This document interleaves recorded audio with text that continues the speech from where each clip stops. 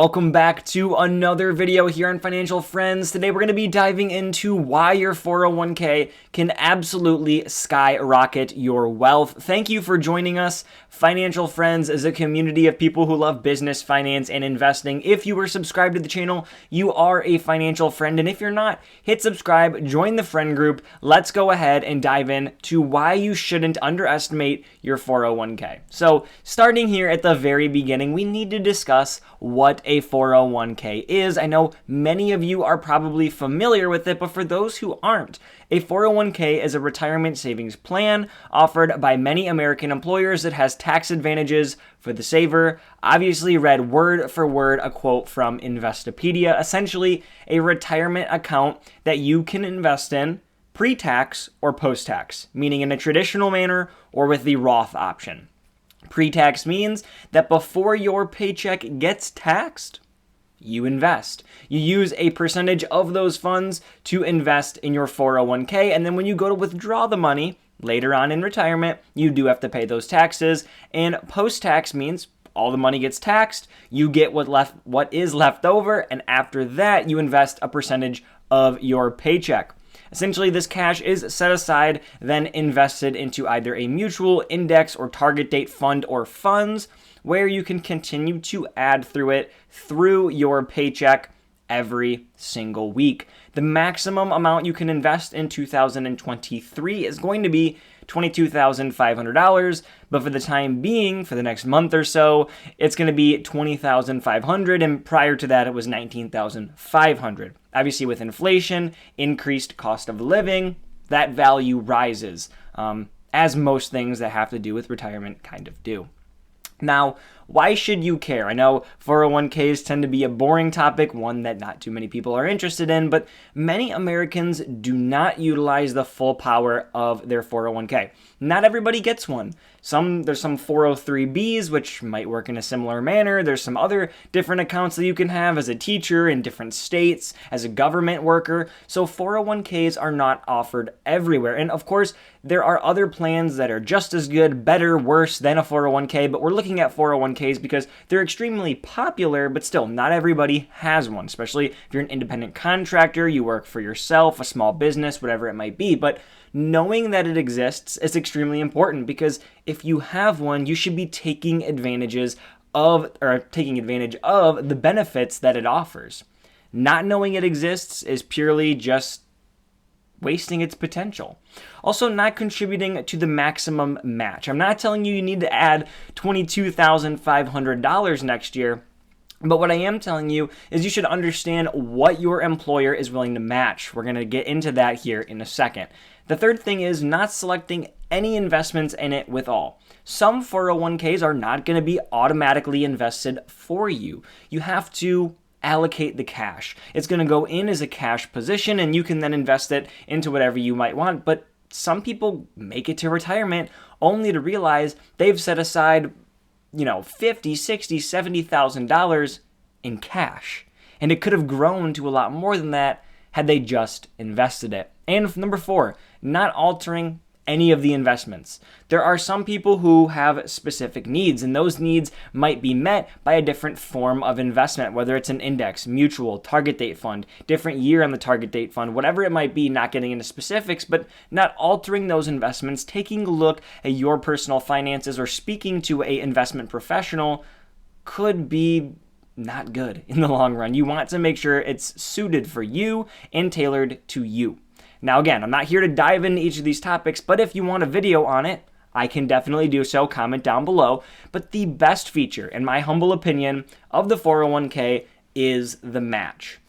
The match is essentially where your employer will take all of or a percentage of what you contribute, match it, and invest it. So let's have a couple of examples of that here. Number 1, let's say your employer is willing to match 100% of what you contribute up to your contribution being 5% of your paycheck.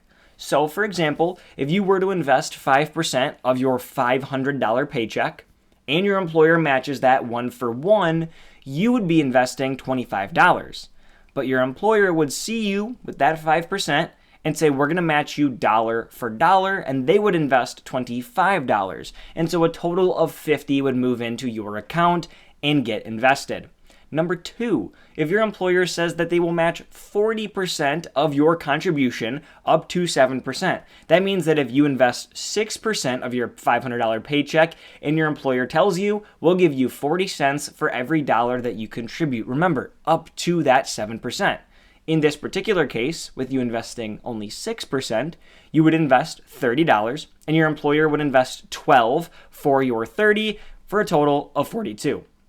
Now you're noticing there is 1% extra that you decided against investing. And essentially, that is lost money, both because you didn't elect to invest it, but because your employer didn't match 40 cents for every dollar that 1% would have represented. Again, missing out on that free money. And number 3, another example, your employer will match 100% of your contribution, let's say up to 5% again. If you elect to invest 6% of your paycheck or more than that 5%, again, them matching dollar for dollar will amount to you investing 30, but them only matching 25. Because remember, they're only matching 5%, so that extra 1% that you decided to invest above and beyond was not matched because they only told you they'd invest 5%. Now, before we move into what my particular 401k looks like, I think you can get at what I'm getting at, which is this is an amazing tool. If you have a Roth IRA, some form of, traditional IRA, a brokerage account, a cryptocurrency investment account, which at this current time, November 16th, has some things going on, but that's besides the point. If you have any of these accounts, nobody's investing money for you. It's all of your cash. And so when you have an employer who's telling you, dollar for dollar, we will match you. 50% of what you contribute, we'll match. 40% of what you contribute, we'll match. No matter what percentage that's up to, you should be taking full advantage of that. Now, there are some caveats to this, of course, being they might not match dollar for dollar, they might not match the percentage that you're willing to invest, and this last one here, which is vesting, but we'll get into that in just a moment. So here's my 401k.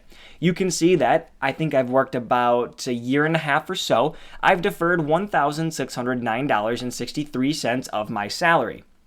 So I've invested myself $1,609.63. My employer is matching 40% up to 6% of my paycheck. So for every dollar I invest, they are investing 40 cents. Now, I actually have 7% of my salary invested. I'll be honest, at the end of the year, it ticked up from 6 to 7, and I was too lazy to change it and figured, what the heck? And so now I'm investing 1% over what they'll match. But anyways, you could see it right here. What I added, what they added for me. That amounts to a total of $2,243 that is invested, and I have roughly 60% of that in an S&P 500 index fund. I have about 20%, although it's pretty down right now, in a blue chip growth fund, another 20% in a 2060 target date retirement account. Again, we can discuss these particular investments in a whole nother video. Comment down below if you'd like to see that. I do think, however, we should quickly take a look at what vesting is, because you could see I'm 100% vested in my own money and 0% vested in my company's money. And so what this actually is what portion of the funds are mine. I currently have 100% of what I have set aside. That makes sense. It should always be that way. However, my company has invested $590 on my behalf. They get to set the rules with that, and it could be different for every company, so make sure to check with yours.